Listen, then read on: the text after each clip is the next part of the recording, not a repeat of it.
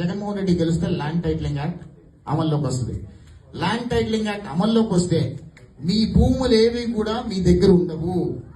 మీ భూములన్నీ కూడా ప్రభుత్వ ఆధీనంలో ఉంటాయి.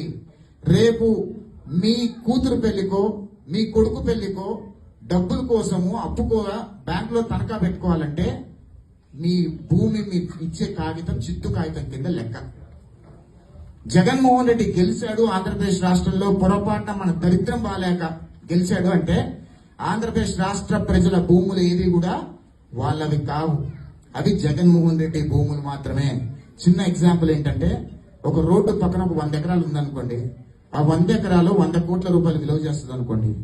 అదొక తెలుగుదేశం పార్టీ కార్యకర్తదో లేదా న్యూట్రల్ కార్యకర్తదో అయి ఉందనుకోండి. నేను ఒక వైసీపీ వాడిని అయి ఉండుంటే డిఆర్ఓ దగ్గరికి వెళ్ళి ఈ 100 ఎకరాలు నాది అని నేను చెప్పాను అనుకోండి, ఆ డిఆర్ఓ వచ్చి మిమ్మల్ని ఇది మీదని ప్రూవ్ చేసుకోండి